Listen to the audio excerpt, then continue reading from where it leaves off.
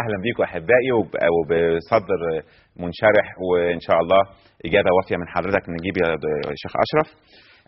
مدام نجلاء سالت حضرتك عن صلاه التهجد، بتصحى الساعه 3 بالليل وبتصلي القصه دي كلها.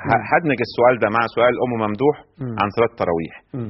قول للناس ببساطه شديده كده، انا صليت العشاء، ايه اللي بيحصل لغايه صلاه الفجر والمسميات المختلفه ايه؟ تمام. اولا كل حاجه بنعملها في الليل تسمى قيام الليل، سواء بقى سميت تراويح، سواء سميت تهجد، سواء سميت قيام، كلها مسميات لفعل واحد وهي تسمى صلاه الليل.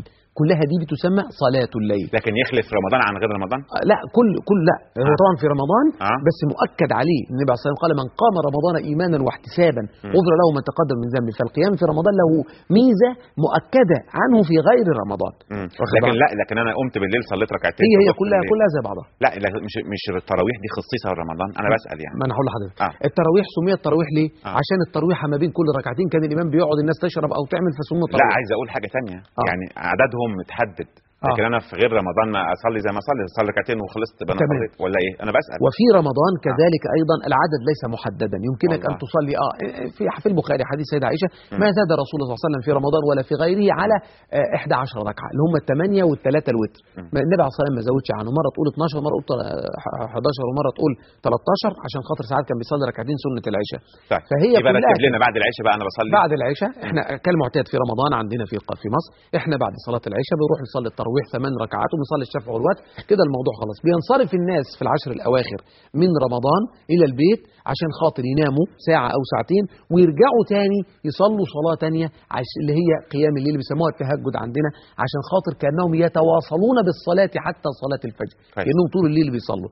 فهذه الصلاه بيصلوا بقى 4 ركعات او 8 ركعات زي ما هم عايزين، لا باس في ذلك، ولكن ما بيصلوش وتر في الاخر لان النبي عليه الصلاه والسلام قال لا وتران في ليله. طيب يعني يبقى انا الخص الكلام ده تاني. صلينا العشاء اهو، صلينا بعديه التراويح، اختلفوا على عددها مفيش مشكله، كل واحد صلى على قد ما ربنا يقدره، صح كده؟ تمام. جينا وصلي ايه الشفع والوتر، ختمت بالوتر، تمام. سواء بقى نمت يا جماعه او ما نمتش، جيت كملت بعد كده اصلي زي ما اصلي بس مفيش وتر تاني، صح كده؟ تمام بالظبط كده. ما اختلفش بقى، ما ازعجش نفسي، اسمها تراويح، اسمها تهجد، اسمها لكن كلها قيام احياء لليل كله، صح كده؟ تمام.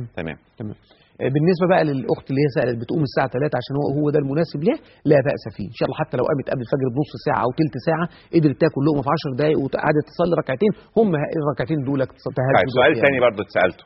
صلاه التراويح لو واحد ما صلاش ورا العشاء ينفع في اثناء لغايه الفجر؟ لغايه الفجر ما ياذن. وممكن لو هو نام من العشاء ما صحيش الا بعد الفجر ممكن يقضي صلاه التراويح لما يصحى ثاني يوم. يبقى اذا ممكن صلاه تقضى. يعني هي بنيه ايه بقى؟ يقول ايه؟ مش بنيه القضاء، لكن بنيه ان هو داوم على ورد او على حزب. حديث النبي عليه الصلاه والسلام ان لو الانسان له ورد في يومه ولم يتمكن منه، في معنى كلام النبي عليه الصلاه والسلام، فليقضيه في اليوم الذي من بعده، يصليه في اليوم اللي بعده. لان عندنا خلاف بين الفقهاء، عشان برضو الاخوه المتخصصين في خلاف بين الفقهاء بين قضاء هل تقضى النافله ولا لا تقضى النافله، هل تقضى ولا لا تقضى. بعضهم قال انها تقضى وبعضهم قال انهم لا تقضى. لكن احنا نطلع بره الخلاف ده وخلينا في حديث النبي عليه الصلاه والسلام. لو واحد يقرا كل يوم جزء قران وجه في يوم ما قدرش يقرا، ينفع يقرا في اليوم الثاني؟ ينفع يقرا في اليوم. من نام عن حزبه فليقراه في اليوم الذي يليه. طب يقيم الليل كل يوم ومحافظ زي في رمضان، جه في يوم صلى العشاء وتعب نام ما صحيش الا بعد صلاه الفجر، يصلي صلاه التراويح بتاعت امبارح؟ ينفع يصليها بتاعت. طيب سؤال ثاني برضه طالما بنتكلم، انا عارف ايه هموم الناس. صلاه الصبح في ناس ما حضرش الفجر ده حتى غير رمضان، يصليها الصبح بقى قبل والظهر لسه ما ادنش، لكن طبعا الدنيا نورت وكل حاجه، الشروق خلاص. هل يصليها قضاء ولا حاضر؟ قضاء خلاص كده اصبحت قضاء، ما دام الشمس طلعت اصبح صلاه الصبح قضاء عليه. وعلى هذا فانه يصلي ركعتين بس اللي هم اللي عليه القضاء، وبعدين يقضي السنه بعدها، لكن القضاء الفرض الاول. يعني صلاه الصبح بقى يقول صلاه الصبح قضاء. نعم قضاء. نعم. نرجع نكمل اسئلتنا. استاذه نور كلمت حضرتك انك زكاتها لاختها. تمام. وضح لها بقى. تمام. هي اختها تستاهل، يعني واضح ان هي مريضه. تمام. وزوجها مريض. تمام. وظروفهم على قد حالها، وهي ربنا موسع عليها الحمد لله وبارك. ايه بقى مساعدتها ليها تتحسب ايه؟ هل زكاه ولا صدقه جاريه ولا ايه؟ تمام. الاول طبعا انا بقدم لها يعني رساله شكر على هذا الشعور الطيب وهذا العمل الجيد. البيت اللي حضرتك عملتيه لاختك هذا صدقه جاريه، تفضلي تاخدي ثوابها لحديث النبي عليه الصلاه والسلام وفيه او بيتا لابن السبيل بناه او نهرا اجراه. كل ده بيكتب في صحيفه حسناتك يوم القيامه، وهذه الصحيفه لا تغلق ما دام البيت ده موجود على طول بصفه مستمره. فهذا البيت من الصدقه الجاريه وليس من الزكاه. وإن كان يجوز من الزكاة إن كان للضرورة، لكن أنت جزاك الله خير عملتيه بنية الصدقة فهو صدقة جارية لك، بارك الله فيك. ده حتى كده مش عايز أقول أحسن كله خير، أفضل. نعم، الثواب لأنه مستمر. الزكاة هتيجي السنة اللي بعدها عايزة تزكي تاني. تمام. لكن دي صدقة جارية مستمرة. تمام. مش كده طول ما هو بيت قائم وبيستغلوه. تمام. اللي هو أختها وزوجها على طول، أرض قائمة وموجودة إلى قيام الساعة، فالأجر بتاعها ممتد على طول. تمام. النقطة الثانية بالنسبة للحوالة اللي بتبعتها لها من أموال الزكاة، هذا أمر جائز شرعا، لأن نفقة أختها مش عليها. لا، مش عليهاش نفقة أختها. دي نمرة واحد. نمرة اثنين، لأن زوجها مريض ولا يستطيع أن يعمل في الأعمال الشاقة اللي هي تكفي دخله أو حاجة. لكن أنا عايز أقول قد يكون قيمة زكاة مالها تكفي احتياجات الأسرة وزيادة. أيوة. فتنقص منه وتعطيها على قدر الحاجة من الزكاة. أما إذا أرادت أن تزيد فلتزيد من الصدقة. يبقى نوضح تاني، خد بالك انت بتكلم حد يعني مش هيفهم في اللغه العربيه قوي. طيب حاضر. يعني انت دلوقتي بتقول هي دلوقتي زكاتها مثلا 1000 جنيه مثلا، زكاتها 1000 جنيه. لو هي طلعتها بنيه الزكاه لاختها يجوز، لكن ما تطلعوش كله. تمام. تقلل لو كان بنيه الزكاه. تمام. عايزه تطلعه بنيه الصدقه تدفع زي ما هقولها بطريقه احسن. صح كده؟ هقولها بطريقه ثانيه. لو هي مثلا انت زكاه مالك وليكن مثلا 25000 جنيه في السنه، كويس، فبتبعت لها كل شهر 2000 جنيه. كويس. هي العيشة اللي هي فيها ممكن تكون محتاجة 1000 واحد بس، يبقى تعطيها 1000 واحد من زكاة المال، وال1000 التاني تديه لحد تاني، وترجعي بقى عايزة انت تديها 2000 إذا توسع عليها، اديها وسع عليها من الصدقة. من الصدقة. لكن من الزكاة تديها على قدر الحاجة، اللي هو المأكل والمشرب، الملبس، المسكن بارك الله فيك عملتيه، يبقى خلاص احنا محتاجين المأكل والمشرب والملبس، التعليم، العلاج، كل ده من زكاة المال ادفعيه لا بأس. سؤال أخير برضو ليها ولغيرها، هي خلاص عقدت النية او انا عرفت ان البيت ده بيحتاج شهرية مثلا مبلغ كده كل سنة كل شهر. تمام. ينفع اطلعه من زكاة مالي، اطلعه مقدم ولا مؤخر سريعا برضو؟ لا، الزكاة لا تخرج مقدمة. الزكاة لا تخرج مقدمة لانه اشترط فيها ان تحول عليها الحول. كويس. لكن هي بعد لما بتجمع الزكاة بتاعتها حتى لو انا ضامن ان يعني انها يعني ان شاء الله مبلغ مضمون خلاص ولا ايه؟ لا يعني لو مضمون قبلها بايام قلائل، شهر او بتاع حاجه كده ما يزيدش عن كده. مش مهم. يعني انا هزكي بعد شهر، عندي حلقه دلوقتي فجعه، ينفع اطلع من زكاه المال اللي هطلعها لسه بعد شهر؟ ينفع اطلع من زكاه المال عند بعض الفقهاء، يبقى انا اديها.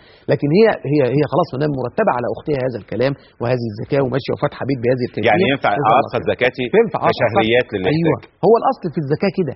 الاصل في الزكاه ان تخرج للناس يعني اختار انا زكاه مالي تكفي اسره اكل وشرب طول السنه، اقعد اديهم طول السنه كل شهر.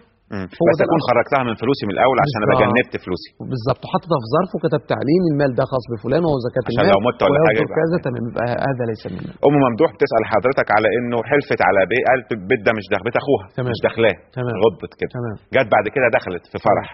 اولا هي لما دخلت في الفرح كده حنثت في اليمين، ولزمها ان هي تطعم 10 مساكين او تكسيهم او تصوم 3 ايام، وبعد كده تدخل في اي وقت. ممكن قبل ما تعمل يعني قبل ما تروح البيت وتقع في اليمين ينفع ان تكفر الاول قبل ما تروح. انا عندي بقى اذكرها بالحديث عشان هي قالت في الاخر الحته دي. النبي عليه الصلاه والسلام قال من حلف على يمين فراى غيرها خيرا منها فلياتي الذي هو خير وليكفر عن يمينه. يبقى انا عايز اقول لك لا، ما دام اخوكي ارجعي بسرعه وروحي في رمضان، وارجعي بسرعه ودي اخوكي وصليه، وما تحلفيش تاني على هذا البيت، ويلزمك انك انت تطعمي 10 مساكين او انك انت تصومي. احنا عارفين ان اليمين الغضب في الطلاق، اللي الغضب اللي هو الواحد مش شايف قدامه يعني لا يقع. لكن في اليمين العادي كده مثلا هي حلفت على البيت ده في وقت غضب برضه يرجع فيه لا، ما هو الغضب اللي هو لا يقع برضه في الطلاق، اللي هو الغلاق. ايه الغلاق؟ اللي هو اعتدنا فيه انه اذا غضب لا يدري ما يقول، برضه عشان نبقى عارفين. انما هو فيش واحد هيطلق مراته وبيهزر معاها يعني. صحيح. انما اكيد غضبان وهو بيطلق، فكل الناس غضبانه وهي بتطلق، يبقى الطلاق مش هيقع. لا، وانما الاصل هنا ان يكون معتاد على هذا الشخص انه اذا غضب لا يدري ماذا يقول. دي طبيعته، دي طبيعه فيه، ده نقول له خلاص لا يقع. لا، انا بتكلم في الايمان ده، كويس عليك وضحت النقطه دي. في الايمان العاديه انا حلفت اني مش داخل البيت ده، او ان انا مش عارف ايه، وانا غضبان، انا بقولها كده برضه بضايقهم يعني زي ما ضايقوني دلوقتي فبضايقهم. طب انا مش داخل لكم البيت ده. تمام. حلفت. اليمين ده ليه علاقه بنيتي ان انا عايز اخش بس دلوقتي يعني بهددهم كده. تمام. له علاقه. طالما قلت بالله لازم لازم انفذ، ملوش علاقه بنيتي يعني. ملوش علاقه، ما هي له علاقه، ما هي منعقده، ما انت لما حلفت قلت كده. لا، انا بهددهم، انا عايز اخش البيت وكل حاجه بعد كده، بس انا غضبان دلوقتي يعني. يعني غضب وقتي يعني. لا يقسم بالله، اذا اقسم بالله يبقى لازم ينفذ. لابد ان طيب اخد